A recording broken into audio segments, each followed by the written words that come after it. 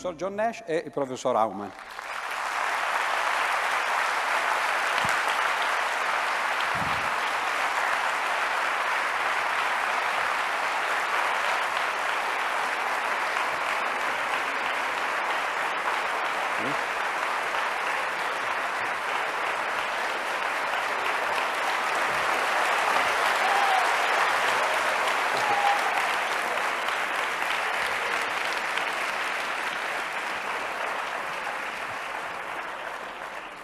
So good evening to both of you. Thank you very much for being here. And you've seen the crowd. They apparently like you, and they were waiting for you. So first of all, since this is a festival of mathematics, I would like to ask you a little bit how you got to game theory from a mathematical career. You both have degrees in mathematics. Who's the oldest of you? I think you are, right? So we'll start with you then. Well, there are two locations that are common here, actually. One of them is the greater Boston area, where there's MIT in Cambridge, and another is the Princeton area, where there's the University and the Institute for Advanced Study. And we both have connections with those two areas. And the Princeton area was where von Neumann and Morgenstern were. Von Neumann was at the Institute for Advanced Study. Morgenstern was at the university in the economics department, and they collaborated on the foundational book, Theory of Games and Economic Behavior. And you studied there, right? I was a graduate student there. That's where I was originally a graduate student. And your thesis was on game theory already, right? Yes, I had the possibility of some other topic, and I had the advisor was Professor Tucker, who, by the way, introduced the phrase "the prisoner's dilemma" in a lecture. And he suggested that I cut down part of what I had to two parts, and publish one, and one became my thesis. The other was some other game theory research that was published independently. So you actually started already in game theory, whereas for you, this is not true, right? I mean, you had a different career. So you arrived to game theory a little later, right? But still from mathematics, right? Yeah, actually, my entry into game theory was this young gentleman we have sitting over here, yes. I was, like Professor Nash said, Princeton and MIT were the two hinges, both in his career and in mine, but opposite. I did a doctorate at MIT and then went to Princeton after the doctorate, and he did a doctorate at Princeton and then went to MIT. But we met. He's a little older than your humble servant, and we met when he was a young instructor at MIT, so he was after his doctorate, and I was still a graduate student. And we met, and I learned about game theory from him. I was doing a thesis in knot theory. Knot theory is not really a branch of game theory, but one could think of connections, yes. You know, when people get married... The Gordian knot, after all, when people is a get problem. married, it's called tying the knot. That's right. Yes. That's right. So there's some conceptual connections, maybe. Anyway, I was doing a thesis in knot theory, and I got to know John, and he told us about game theory, and I thought, okay, this is interesting, but it's not my main topic of concern. But after finishing the doctorate at MIT, I went to work at Princeton in an operations research consulting outfit that was attached to the mathematics department of Princeton University. And over there, we got a very, very practical problem having to do with defending a city from attack by a squadron of aircraft, a small number of which are carrying nuclear weapons, and most of them are decoys. And we were asked to deal with this, to analyze that problem and try to find something to do in that situation. And then I remembered what I had heard from Professor Nash, Dr. Nash at the time, and I started thinking in game theoretic terms, and then from this very practical entry into the subject, I got interested also in the theory, and one thing led to another, and here we are sitting together again. Yeah, that's right, after all. So teacher and student. Yes. How does it feel to have a student who gets the Nobel Prize?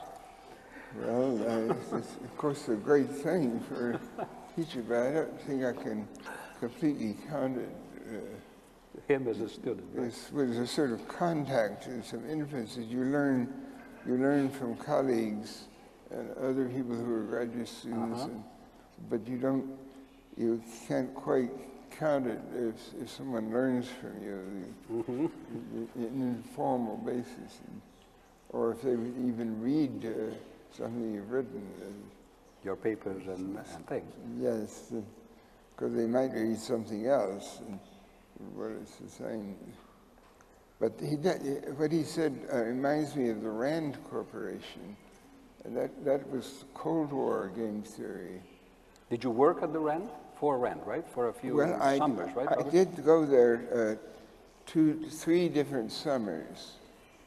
I think they were like spaced apart 2 years. But I was there before going to MIT. This was funded by the military, though, right? Yes, it was the Air Force, and I think that Robert must have been involved in some similar work at that time. Did you also go to Rand? You know, I have to make a confession. There were 2 big failures in my life. One was when I finished college, City University of New York. I applied to several different graduate schools to do graduate work and to do my doctorate. And I was accepted by all except one, Princeton. Princeton turned me down. And then when I finished my postdoc at Princeton, okay, I applied to a large number of different corporations, different universities and corporations to do a career. And I was accepted by all except one, the Rand Corporation. Was Shapley there at that time? So they turned me down, but afterwards I did do some consulting for them.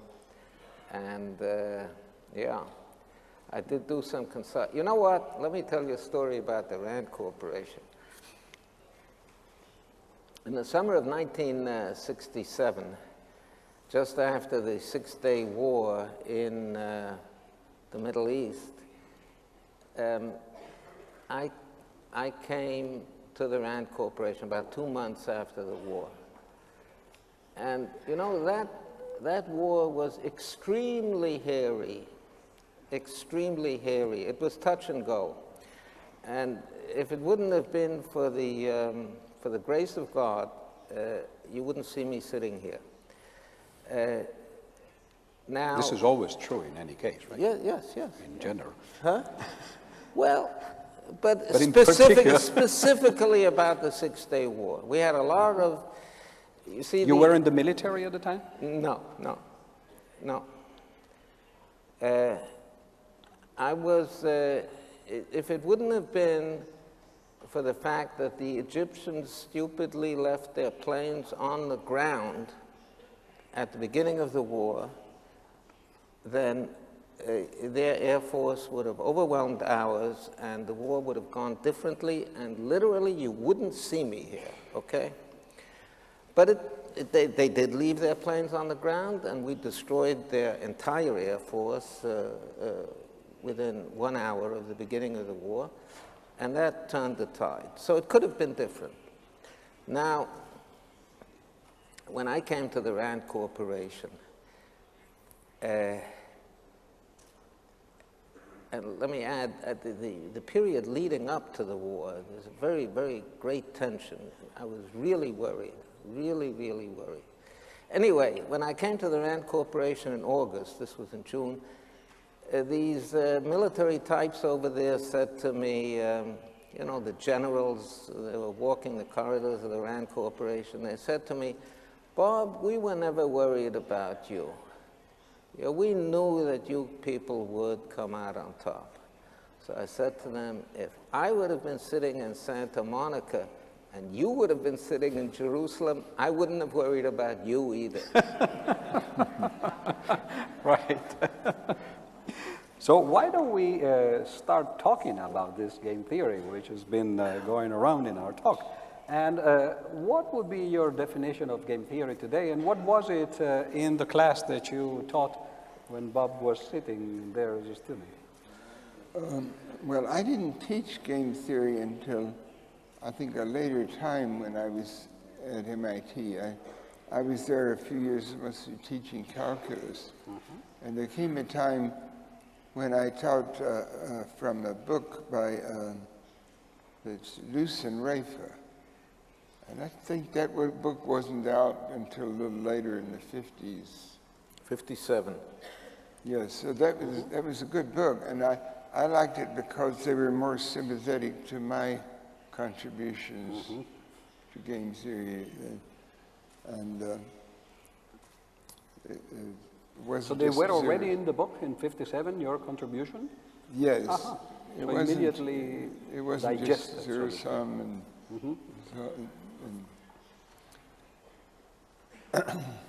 But in any case, what is your definition of game theory? Well, that's where I'm a little reticent. You see, that like things are changing, and you're not sure what the same words will be meaning 50 years from now. Right. So you think it's better not to define it, right? Well, not to give too short a definition, you can say game theory is really what is being called game theory by good examples of use of language. This is what sometimes people say of mathematics too, right? Mathematics is what mathematicians do. Oh, yes, or right, what is regarded by mathematicians as being mathematics. Oh, okay, good. And you have a different definition, or you agree with the fact that game theory is what game theorists do? I think I can supply a reasonable definition, but I'm tempted to tell a story about mathematics first, a definition of mathematics. Okay. And here I'm quoting Bertrand Russell.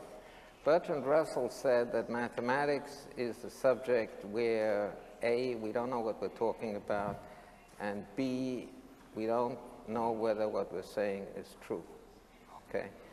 And what he meant by that, it was a wisecrack, but what he meant by that is we don't know what we're talking about because in the end, all of mathematics is based on axiomatics, and in axiomatics you start with undefined terms, okay? So we don't know what we're talking about. The terms are undefined. And B, we don't know whether what we're saying is true because all mathematical theorems are of the form P implies Q. It's only if P is true, then Q is true. But if you never know whether P is true, so you don't know if Q is true, right? So that was his definition of mathematics. I think I can provide a better definition of game theory. Game theory is the discipline or the science, one might say, which deals with different entities, usually different people, who are interacting with each other but are striving towards different goals. And the best example is a game like chess, where black and white are interacting, and black wants to win, which is opposite of white winning. Yeah, so they can't both win. So they're striving to opposite goals in the case of chess, and usually in most games it's not opposite goals. And the most important games, like international relations, internal politics, economics, all those areas, even biology, the entities that are playing the games are not striving to opposite goals, but they are striving to different goals. And they have to take that, each side has to take that into account in making its moves. So that is how I would define game theory. Good. How many entities? 2, 3? Well, million, infinitely many? It could even be one, yes. And then you have the A null game split with entity. 0. Yes. A split entity. But usually, to have an interesting game, you need at least 2, and then you could have more than 2, and you could have a continuum. You could have the entities that are interacting with each other could be a continuum. Like, for example, the continuum of cars on a road, or in a road system. Now, you can look at each individual car as one player, but that sometimes isn't that useful. It's more useful to think of it as a flow. Just like one doesn't think in doing hydrodynamics, one doesn't think of individual atoms, yes, and how they interact with each other. You think of the flow. It's useful to think of traffic flow, as continuous flow. So this is typical of classical mechanics, or general mechanics, right? Yes, I mean, you have a finite world, but... Yeah, hydrodynamics, right? Yes, you have a finite world, but you treat real it numbers by continuum methods. Right. You treat it by continuum methods, yes. Have you ever worked with infinitely many players yourself, or you I haven't worked with it, but the concept is fairly old. I mean, some of the early times in RAND, there were people who were talking about global games, or I forget what the earliest term was. He might know. Shapley was involved, and Shapley and Milner were involved at early times in RAND on continuous games of this. So. You said pretty old, right? Remember what term was that? The global. Who introduced the term? What is Shapley? Which term? Continuously many. Global game. Shapley and Milner wrote a seminal paper called Oceanic Games. Oceanic Games. Oceanic Games. Shapley and Milner wrote that paper, and so those are some more of my teachers, yes. So my work on games with a continuum of players was, in a large measure, is inspired by that paper of Shapley and Milner, yeah. And what was your main theorem at the time? Because you said this was a long time ago, right? But your theorem was before all of this, right? This was in the early 50s, that right? was after, well, my theorem came out about 1949, 1950, and that was the existence of equilibrium points. What was known before this? Well, for two-person zero-sum games, the thing that would follow from my theorem was known. My theorem, so the minimax, this would be, yes, yeah. My theorem applies to minimax in that special case, but that is not the inspiring case for it. Poker game illustrates it pretty well. So this was von Neumann's theorem in the 20s, right? Yes, he answered the question which, well, the question had been found by Borel, but was not answered until von Neumann came on the scene. Right. And could you tell a few words about your notion of equilibrium, which after all is the main innovation, I guess, right, of your work? Well, an equilibrium point can be described, if it were a game of continuous strategies, players playing actually pure strategies, say 3 or more, or well, any number, then if each player is able to find some strategy that relates well to the strategies of all the others, see, they're doing something, and it relates well to what each person does is optimal in relation to what the others are doing. Now, in a game with finite strategies, where you have finite number of alternatives for each player, which is the simplest classic form, then you must introduce mixed strategies. And the mixed strategies are probability weighting over the finite number of alternatives. So you give the probabilities for each one of the possible strategies. Yes, and the theorem is really the existence of an equilibrium of mixed strategies.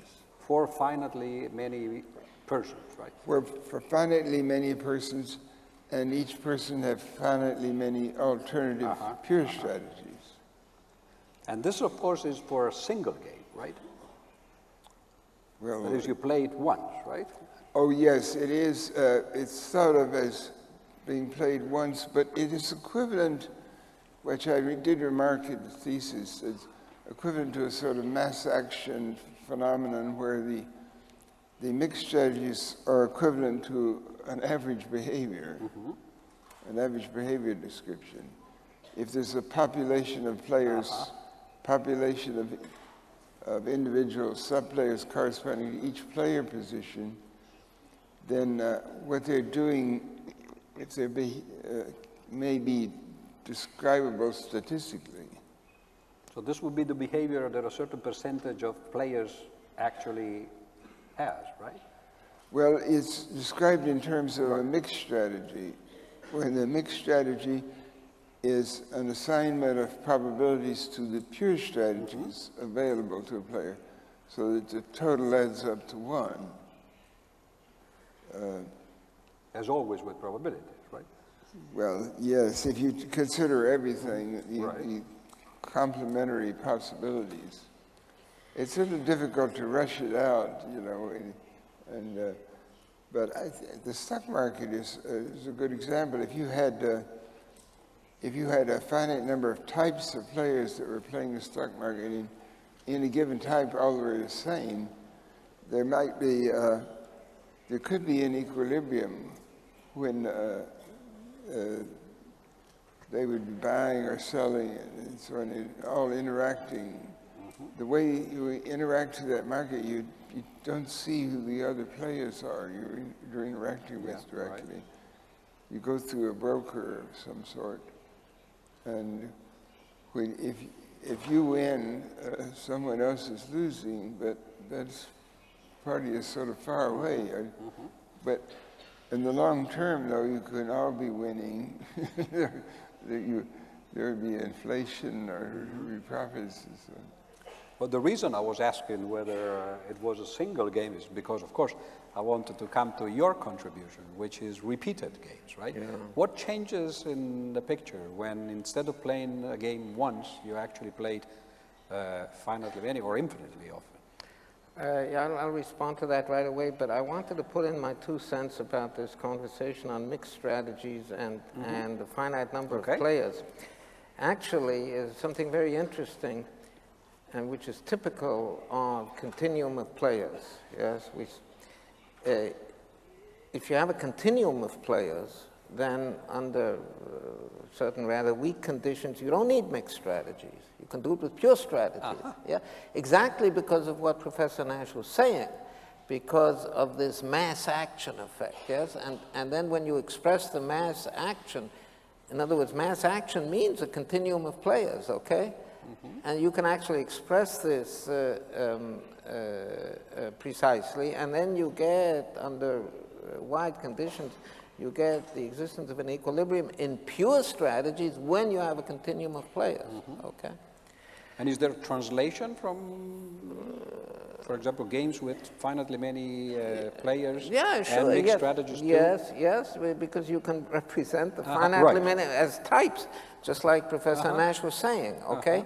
So instead of having finitely many players, and they each do this mixed strategy, so you have finite number of blocks of players, each one of which is an ocean, a continuum, yes, and then they play in the right proportions, but they play pure strategies. You see the idea?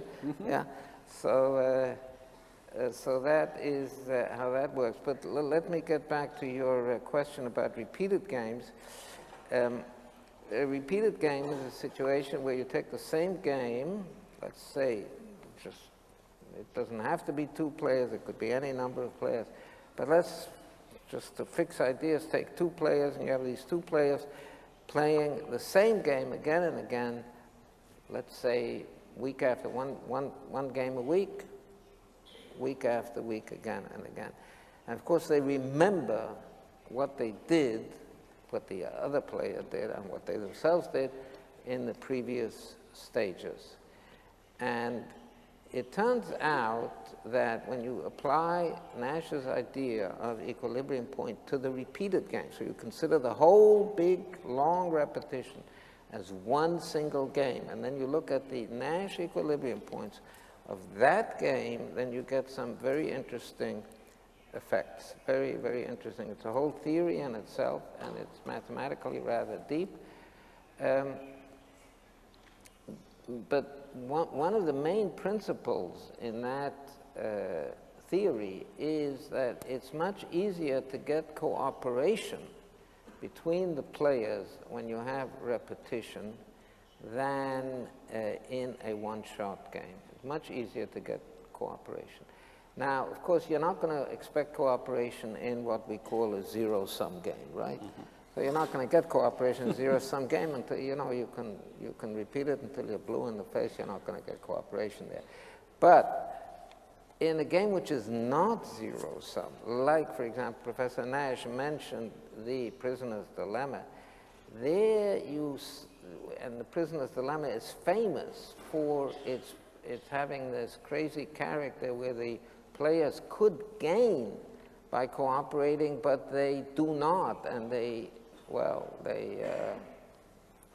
may one say it, they screw each other, yes? Yeah, sure, yes, absolutely. Okay. Especially in English. Yes. In spite of the fact that it's bad for both of them. Now, when you repeat the prisoner's dilemma, long number of times, then you get cooperation. Then you get that the people, that there is an equal, they don't have to cooperate, but it's possible to cooperate. There are Nash equilibria which involve the people playing the cooperative strategy each time. And so the cooperation was a Nash equilibrium also in the single game, right? No. It isn't? No. Okay, no, it isn't. That's the whole point of the prisoner's dilemma, yes. And it becomes instead one when you repeat the game. That's right. When you repeat the game, it becomes an equilibrium. And the reason is very interesting. The reason is, I think you could make it into a philosophical thesis, yes.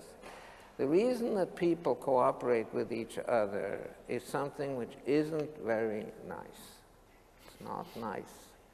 So I want you to keep it a secret. Don't tell anybody about it, okay? Good way to keep a secret, yes, to say it in front of 1,000 people. Yes, that's right. You know, it's like the newspapers sometimes have secret talks between Kissinger and this, yeah. Big headline, yeah. It's because of the threat of punishment. Yes, in the prisoner's dilemma, for example, if I don't cooperate with you today, no, if you don't cooperate with me today, then I will not cooperate with you tomorrow. So in the long run, it's best for us to cooperate with each other, otherwise we will punish each other, okay? So that is, it's the threat of punishment which keeps relationships, long-term relationships, alive. Doesn't sound very nice, but that is the fact, yeah. Well, there have been popular expositions of game theory in which they make this distinction. For example, tit for tat, right? Tit for tat, right? Exactly. Yeah, tit for tat is not only a popular exposition. It's actually, I mean, it was done in an experimental setup by Robert Aumanne, and it came out on top. Although there are people that criticize this experiment for this or that reason, but I think the bottom line is very important. By the way, talking about tit for tat, let me just explain what Professor Odifredi was saying. Tit for tat is, if you don't cooperate, I will do in the next period exactly what you did in this period. So as long as we keep cooperating with each other, as long as you cooperate with me, I will cooperate with you. Whenever you defect and try to get a little bit of profit at my expense at some stage, I will do the same to you at the following stage. That's what's called tit for tat. And I was in a conference in Germany about 20 years ago, and over there, this was a conference on biological applications of game theory. Well, it turns out that game theory plays a very important role in evolutionary biology. And one paper that was given over there had to do with behavior which is like the prisoner's dilemma in a bird called the great tit, okay? Mm-hmm. So the title of the paper was Tit for Tat in the Great Tit. Very good. Actually, still talking about repeated games. Of course, you know, this is the area where you got some of your main results. There is a folk theorem, perhaps, that you can explain. And you were actually the one, I think, to isolate it, right? You called it so, incidentally. I never published it. Well. Yes, I never published it. I knew about it, but I think other people also knew about it. You know, it was a big mistake not to publish it because the idea is so simple that I thought, oh, this is too trivial to publish. Yes, I mean, but actually it's a very important idea, and I think some of the most important ideas in mathematics are what some mathematicians might call trivial. For example, I mean, this is a conference, a congress, a party, yes, festival. A festival on mathematics. By the way, I think it's beautiful. It's absolutely amazing to see so many people, to see this big hall full of people listening to you. Listening to mathematics, coming to hear mathematics, which is considered, you know, if economics is the dismal science, and mathematics is often considered the dismal squared science. That's right. Yeah, and here it's pop art. It's wonderful. Yes, it's only in Italy. Only in Italy, right.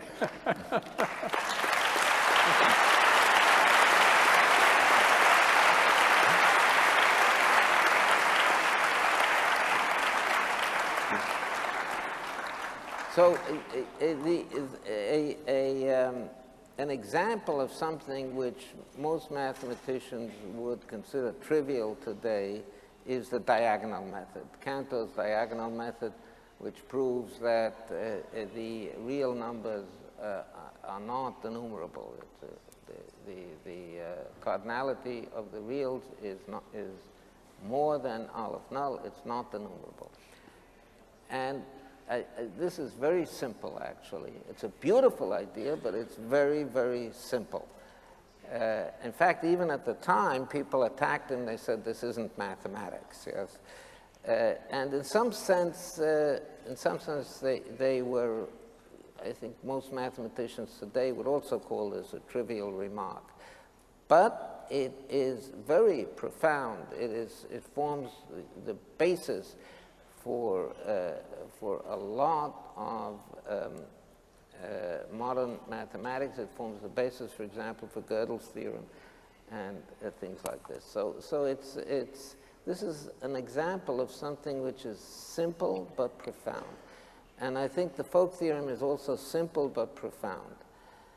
Unfortunately, I didn't realize the profundity of it. I only realized the simplicity. Yes. Yeah. The folk theorem says that in a repeated game, you can get in equilibrium, in a Nash equilibrium, any payoff which is feasible. In other words, it's possible for the players to get it by mixing strategies or mixing outcomes in a one-shot game, and individually rational, which means that no player can guarantee more for himself. Now, well, maybe it doesn't sound that simple, but actually, when you think about it, the idea behind it is very easy. It's like I was saying before, any outcome like this can be upheld by punishments. It's the punishment idea that makes this work, and it is a precise expression of the idea that I was talking about before, that repetition enables cooperation. Right. So it's not reward, actually, that we should look at, but more the punishment side. Yeah, the fear of punishment, yes, yes. Which in a sense is the opposite of what we think intuitively, right? We think that we're driven by wanting to get things and not to avoid them, because after all, punishment is... Yes, yes, but what puts it into equilibrium is punishment. Exactly, yes. There's a saying in the Talmud, pray for the welfare of the government, for without it, man would swallow man alive. Yes? Right. So that's equilibrium, is for man to swallow man alive. Right, and the government, which will impose punishments on you, yes, if you swallow me alive, right. yes, right.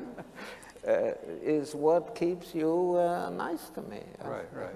So you don't think that we have good inside, right? I mean, it's just... No, that's a very interesting point. Okay, that's a very interesting point, and I think it touches on this business of rule rationality, which maybe we'll get to discuss a little later. Equilibria and rational behavior in games is not necessarily conscious. It's something which could be learned. It's something which could be even in your genes. As I was saying, there's a close connection between evolutionary biology and game theory. So sometimes strategic equilibrium is built into your genes. So the fact that you have cooperation, it's not that I'm consciously motivated to punish you if you defect. Or it's not even that I'm nice to you because I fear your punishment, but because this kind of behavior, the cooperative behavior, which is backed up by the threat of punishment, has become part of our culture, part of our genome, part of what we learn, and that is because it is in equilibrium. So it becomes an a priori, so to speak, for the individual at least, the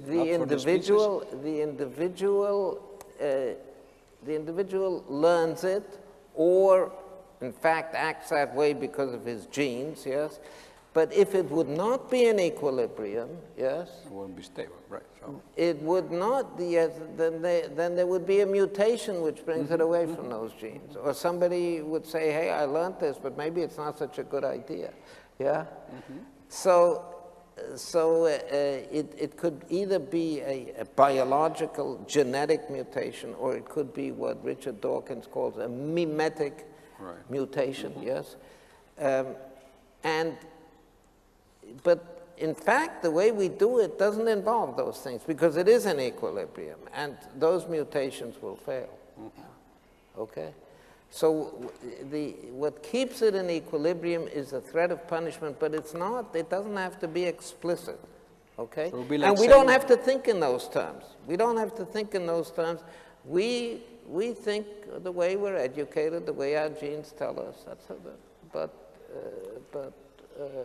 but what holds it together is young Nash over here. Yes. Would you like to comment on this business of reward and punishment? Well, it's certainly true. I'm just thinking about society. It's certainly true that all around the world, the general justice concept for a man who has killed a man is different from that for a man who's killed a dog. Whether he's his own dog or someone else's dog or a stray dog. Well, it depends on the country too, right? I mean, there are places like India, for example, where if you kill a cow, I mean, this is a... I doubt that. Yeah, I still think that in India, you could get away with killing a cow better than with killing a human, particularly a Brahmin. Right. And about the business of reward and punishment?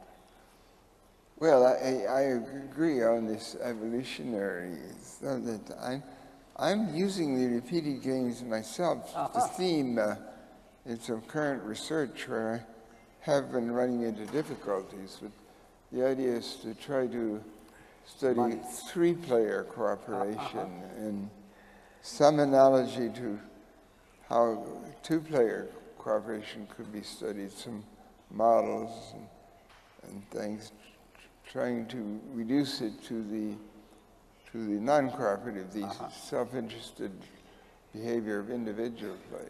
Speaking of which, what is the difference between two players and many players in all cases? I mean, it seems that, of course, many players are more difficult, but why exactly? This reminds me of something a little earlier in this festival, the current festival. Someone presented on a screen the formula for a root of a cubic equation. Yeah, Cardano's, right? Yes. Well, that is really subtle. And see, with two, you have the quadratic formula, which was discovered by the Babylonians, it seems. But three, nothing until Renaissance times. And then you have this, actually, I think it was Pharaoh first. And then... Pharaoh, right. And then for four, there's somehow this guy Ferrari working with Cardano, wasn't it? I think he managed to find it. But then beyond that, you don't have anything analogous. You could use Newton's method or... What is special about number three? Because it seems that when you go from 2 to 3, in many different situations, you get into trouble. For example, Arrow's paradox. We had Amartya Sen at the very beginning of this festival, and his theorem, in a sense, generalizes Arrow's theorem. And it's interesting that with two candidates, for example, or two options, you can actually have majority rules and all the axioms of democracy, so to speak, are satisfied. As soon as you have three, then you get into trouble.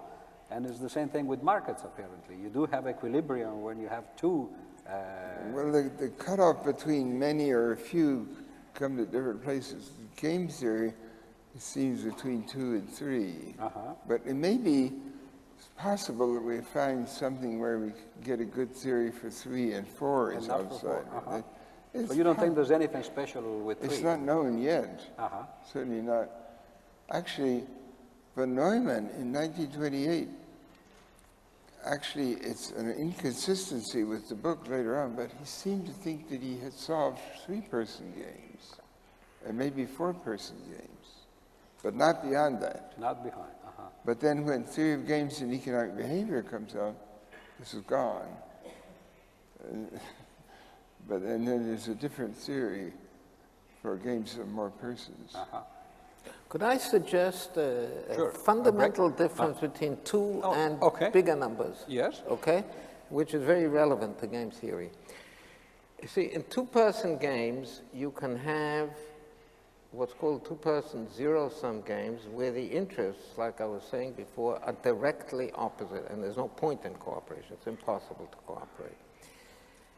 And that is impossible in more than two-person games. If you have at least three people, then you cannot have a situation where all three interests are diametrically opposite.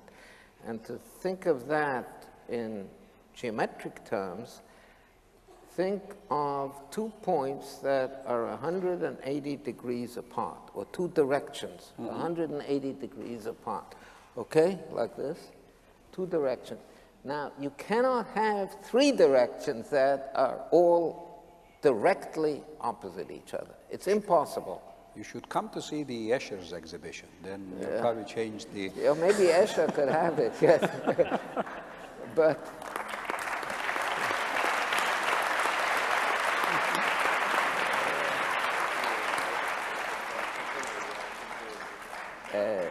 there's got to be, I mentioned at the beginning both chess and poker, but chess and poker, at least if you have,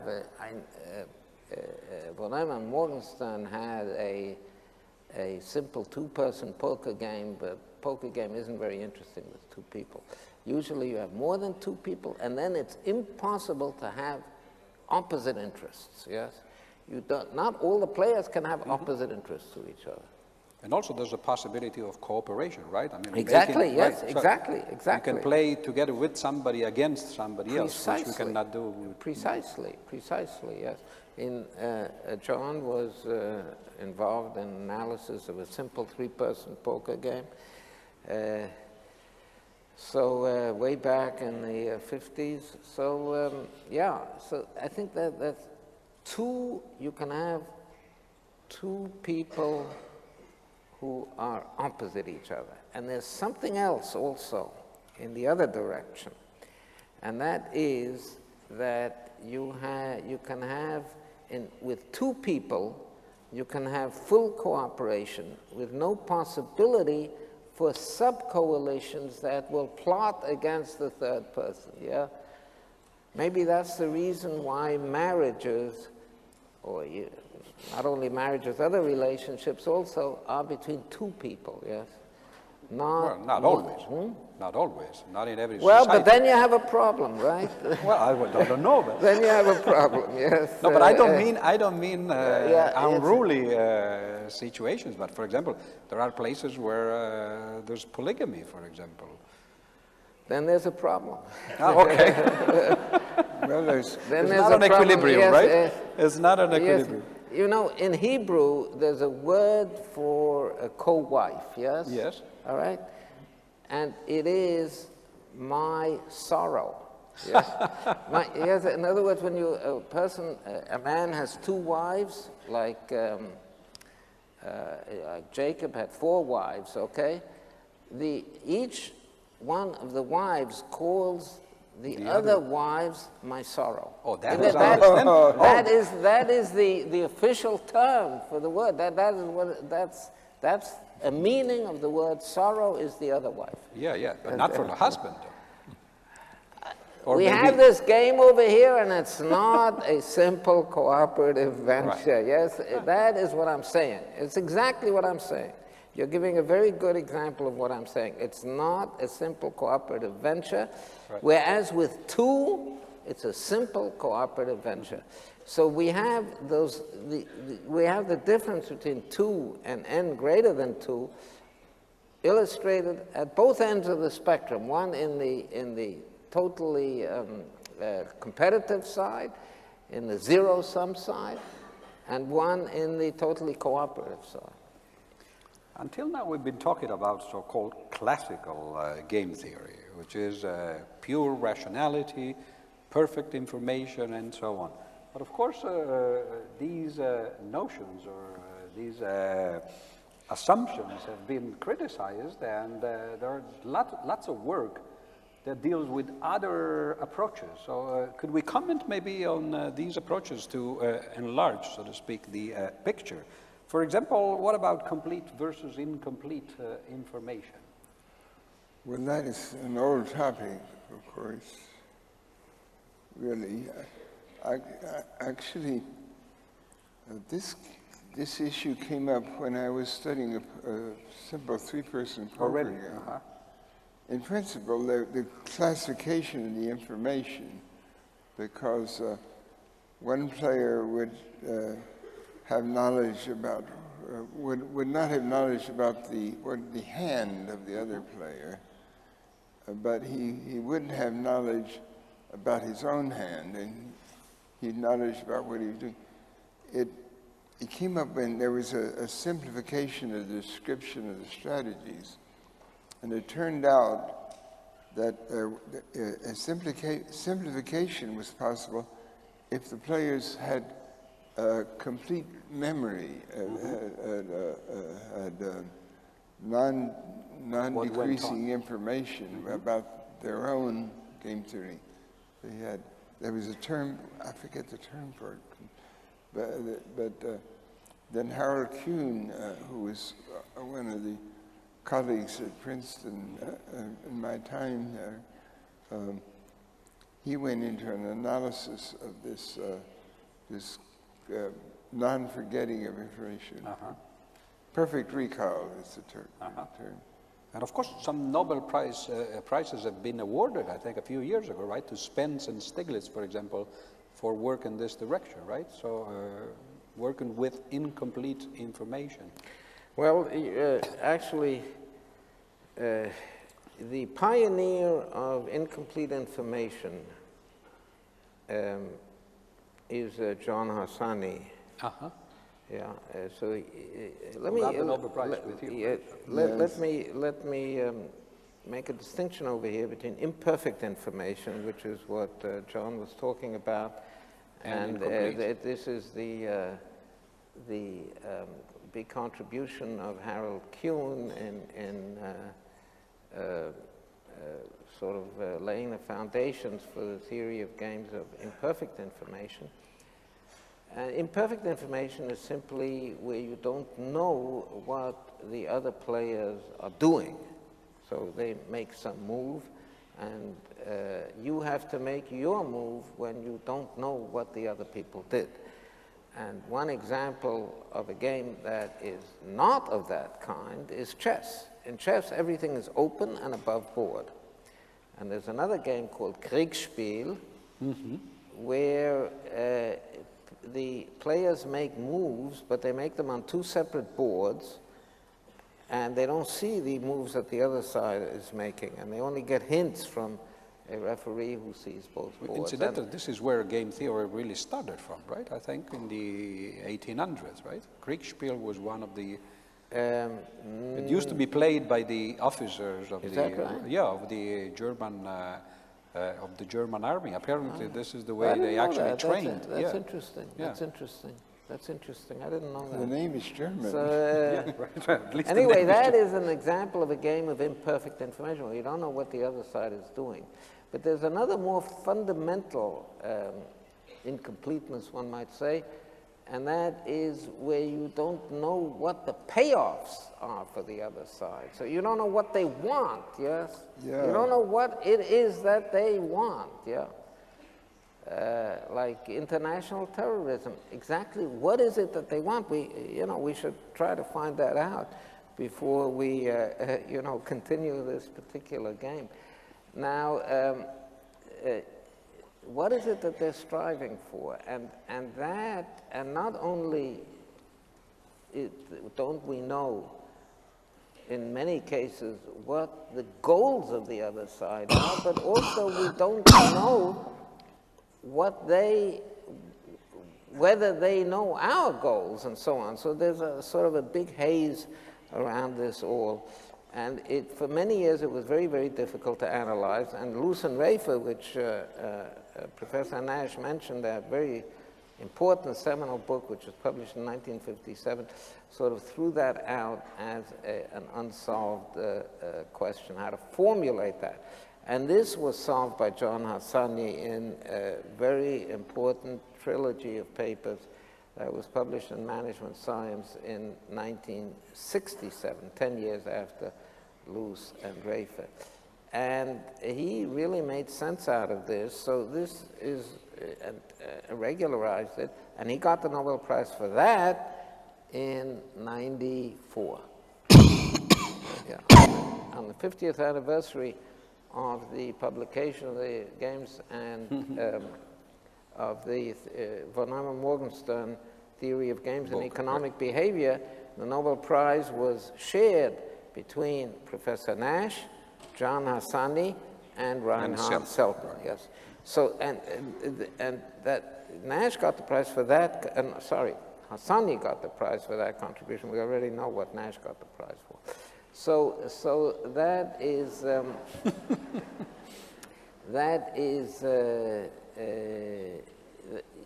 so that is really not a problem. That's what I'm trying to say. It was integrated by Hassani into game theory. So that's not an example of some kind of assumption which is not realized in real life or something like that. It has become a part of standard, classical, totally rational game theory. It's now for 40 years.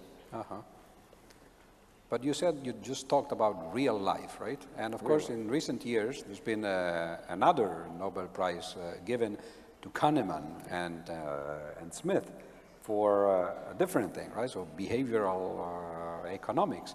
I guess you're a critic of this, right? Well, you know, you say Kahneman and Smith, well, that's very interesting because Kahneman and Smith actually got the Nobel Prize and they shared it, like you say, in 02 That's what I and meant, 02, yeah, for different things. But for really getting opposite, for doing precisely opposite things, yes. Yes. Right. What characterizes the work of both these scientists is that they were doing experimental. Right. Yeah, they were doing experiments, or I think Smith was doing really experiments. Kahneman was doing more thought experiments, polls, right. Yes, things like that. Less actual experiments. Kahneman came to the conclusion that standard economic theory is wrong, and Smith came to the conclusion that standard economic theory is correct. Yes. Cool. Yes.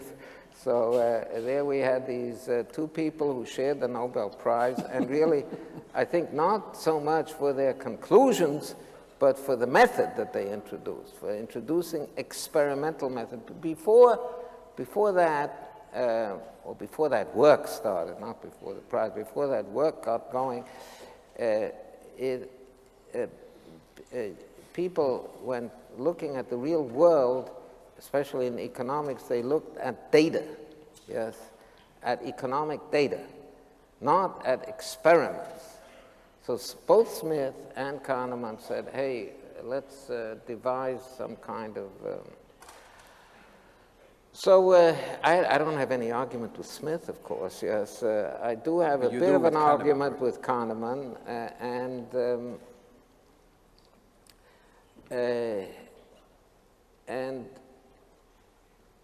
I think he is right in that people do not invariably behave in the, so to speak, right way or in the rational way when they are in a game theoretic or an economic setting. Yeah, they can do irrational things. And there are systematic irrationalities, as Kahneman and his co-worker Tversky, who died before he could get the prize, pointed out. But here comes this idea of rule rationality, which I touched on before. And the idea of rule rationality is, again, as I was saying before, people do not necessarily consciously optimize in a given situation. Rather, what they do is they develop modes of behavior, rules. And these rules are generally optimal. These rules point to behavior which is generally optimal, but not always, yes. So the rule is something that you have developed because it usually works, or your genes develop it, or you learn it because it usually works, but it doesn't necessarily always work. And I think an outstanding example of that is what's called the Ultimatum Game. You know about that? Yeah. Yeah. So let me describe what the Ultimatum Game is. This was performed by a team of 4 German game theorists, the chief one of which was Werner Gutt, and it was back in about 25, 26 years ago, in the early 80s of the last century. And what they did was they offered 100 Deutschmarks, and I think the Deutschmark in 1980 was worth more than the euro is today. No. 100 Deutschmarks. No. No? You don't think so? I mean, inflation. I'm talking about inflation. Well, the inflation, the dollar is going down, but the... No, the euro has also undergone inflation. I mean, there's been a tremendous...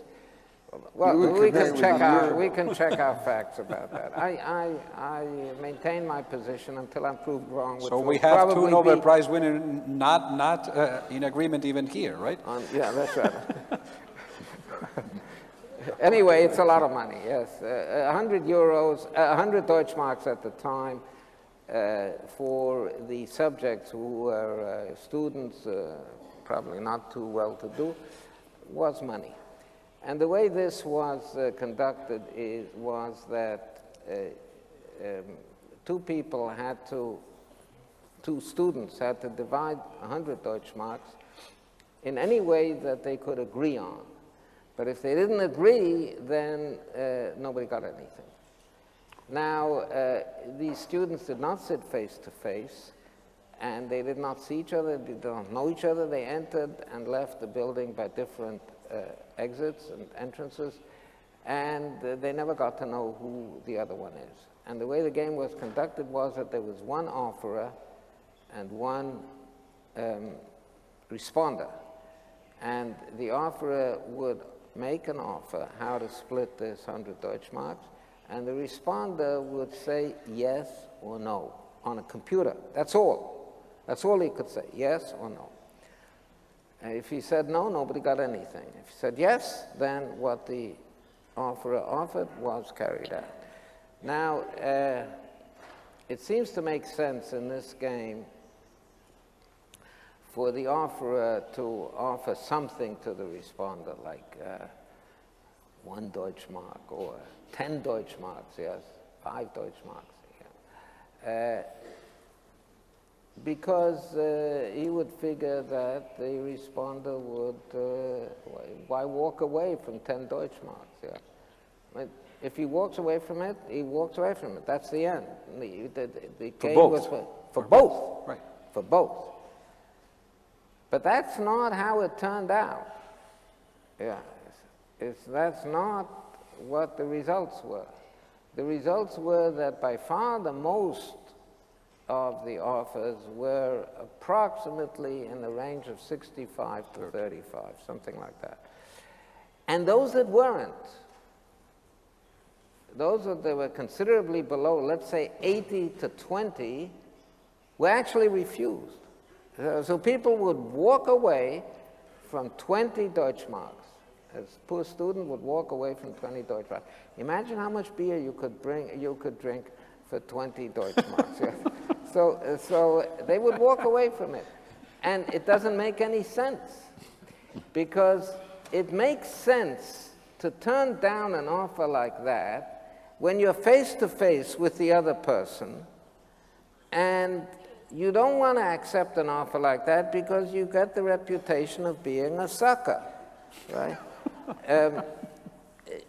And nobody will ever offer you anything after that, right?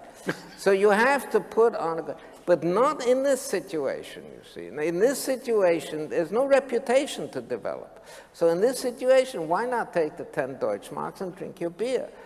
But that's not what the people did. They actually turned down offers of as much as 20 or even more Deutschmarks. So, and the other side knew that. They felt it, yes, and took it into account. So what's happening over here, this is a wonderful example of rule rationality. What's happening over here is that you develop this rule, which is don't let people kick you in the stomach. Yes, that's a good rule in life. Yes, and you develop this rule, and you don't know exactly why you develop it, but you develop it, and usually it's a good rule. So that's what I'm saying. I'm saying that there can be. This is this example of the ultimatum game is an example in favor of Kahneman's theory, yes, because it says, hey, these people are behaving irrationally, they're crazy, right? But I say if you modify it a little bit, and if you say people optimize the rules by which they live, they don't optimize the acts, then you're back in business. John, would you take $20? Well, I was a little confused about the 20 Deutsche Marks before. He's thinking in terms of the real value. You have to know what it is. Cost of living.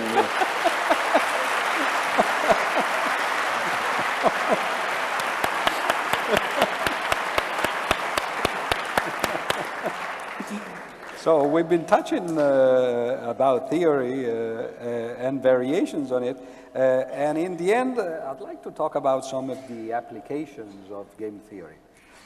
We talked about economics, of course, a little bit of psychology. You before hinted at biological implications, right? Evolutionary. Well, recently I was approached to write an introduction to an issue of a journal that's going to talk about game theory in computer science, circuit theory in computer science. Uh-huh. So I've done that. What kind of, so there are applications in computer science too? Not in Yes, theoretical network theory, yes. Uh-huh. Yes, well, you can study like in traffic is another thing. Reinhard Zelten, or distributed systems and has done experiments about traffic and behavior of drivers in traffic. And this is something you can analyze game theoretically. It could be a mass action, strategies and patterns of behavior. I think, though, that the most interesting application could be to politics. We're having an election in a month or so, for example. And I've noticed that in your interview, in this book, you talked about coalition governments, for example, as being a possible outcome of game theory, right? So can you tell us something about it? Because, I mean, this could be of interest to us in a month or so, right? Absolutely. I mean, the basis for this kind of analysis is something which was developed by Lloyd Shapley. By the way, he should have gotten a Nobel Prize a long time ago because he really is the high priest of game theory, and he certainly should have gotten it before your humble servant, yes. So I think that was a big mistake that they made a couple of years ago over there in Stockholm, but I did not appeal the decision. Right. Okay. Anyway, well, it was only two of you, right? Could have been three, right? Yeah. It could have been three, but it could have been one. There were three more. Which one of the two? Lloyd Shapley. Yeah. Most recently, there were three. There were three game theories. Yeah, right. Just this past year, Hurwitz, Myerson, and Maskin. Yeah. Of course, Nash, you were also one of three, right? Yeah. Yes. So. So anyway, Shapley devised this notion of the Shapley value of a game, And it's very well illustrated by coalition government or by, yeah. So when you have elections, and then you, after the elections, there is some kind of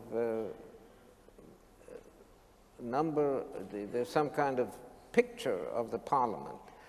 So if one party has a majority in the parliament, then of course that party forms the government, and that's the end of the story. That's not very interesting. It might be nice, but it's not interesting, yes? So now, when that is not the case, in that kind of situation, even if the if the majority party has only, let's say, 55% of parliament, it has Shapley value of 100%, has all the power.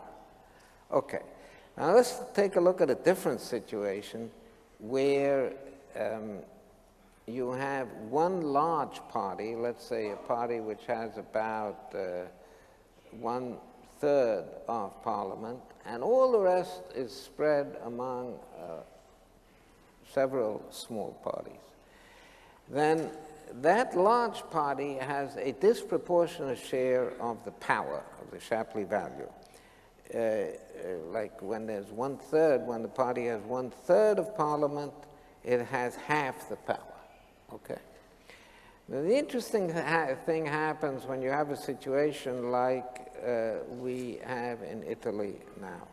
I don't know how these elections are going to turn out, but let's say, just for the fun of it, that the elections will turn out 1/3 for each of the two large parties, and then the rest split among the smaller parties. In that case, I understand there are 3 smaller parties. In that situation, the large parties actually lose power vis-a-vis their representation in parliament. So if you have 1/3... You're talking about proportional distribution of seats, though, right? Because in Italy we have a majority thing. So the party who gets the relative majority of votes gets the absolute majority of the seats in the House. So that changes the thing. But suppose, yeah, that's a it's different story. It's different in the Senate, but... let's take proportional. Right. Yeah. So let's say we have 3 parties, and we have one party with 1/3 of parliament, one party with 1/3 of parliament, and a lot of small parties. Okay, that's it. Then the small parties gain in power vis-a-vis their representation, and the large parties lose in power. So the large parties, before we had a party with 1/3 of the seats gets half of the power. Here we have a party with 1/3 of the seats getting only 1/4 of the power. And the small parties gain in power because they are able to play off the large parties against each other. I mean, that's not part of the definition, but when you do the calculations, that's what turns out. So the Shapley value can be used to do a prediction of how coalition governments will form, which coalition will form, after we know what the results of the election are. We can do a prediction which you know, sometimes works and sometimes doesn't, but on the whole I think it works quite well. Mm-hmm. There's still one thing that I would like to ask you about politics, because in your book you talk about Kissinger going to meetings on game theory in the late 50s and early 60s, right? Yeah. So that was quite surprising, because this was not his education. In a sense, I think he was a humanist, right? So. No, I think he was a political scientist. Yeah, political science. Yeah. He was a professor of political science. Yeah. You know, when he went to Washington in the early, in the mid-60s, I think he went to Washington.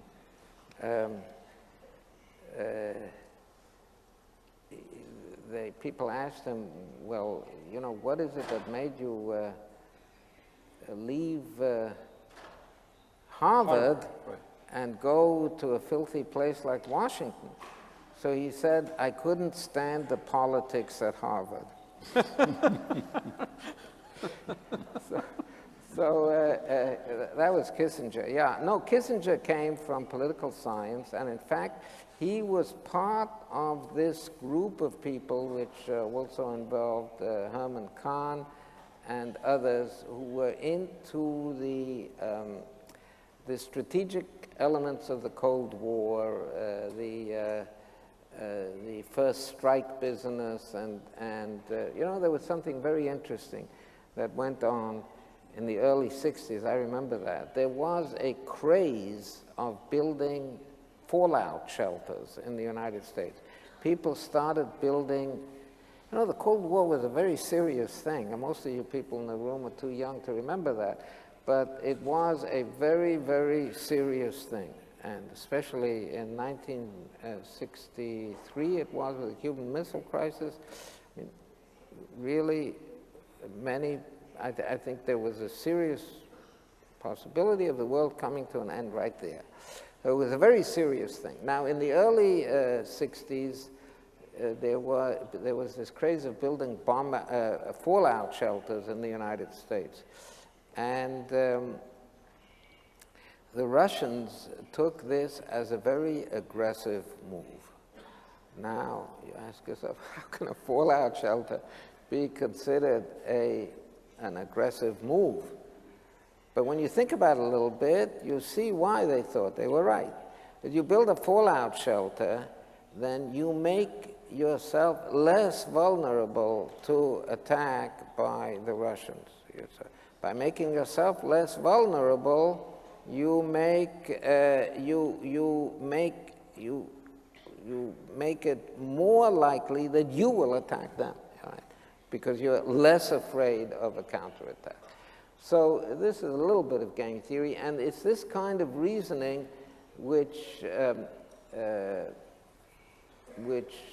fed a lot of the game theoretic thinking in those times, and Henry Kissinger was one of those people who were into that. So that he was a political scientist who was into game theory in international relations, and he was in fact invited to give a talk at the Conference on Recent Advances in Game Theory, which was run by Harold Kuhn and Oscar Morgenstern in October of 1961 at Princeton. So yeah, he was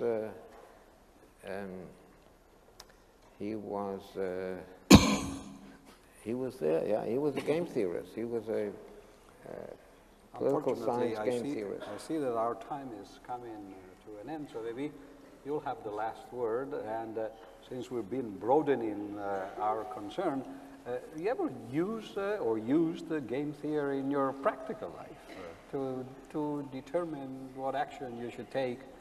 Well, I have thought in terms of game theory, but I've also, I have a strong connection on the cooperative game, but see that you have this theory developed, you can calculate it very much, but when if it's calculated, you're not fully cooperating. Well, I feel it's dangerous to try to use it for. You can, like, if you're thinking dealing with an insurance company or an automobile dealers and things like that, but it's similar to just using probability theory. So it's dangerous to use it in a personal life, but for example, if a government does it, you would suggest it? Well, for governments... in international relations or war, citizens don't necessarily have to be like soldiers, particularly in the USA, where they have only the volunteer army military services at the present time. But governments are forced into the position of militarism. They have this, maybe they have more than they need or less than they need, but they're sort of forced into it. Okay.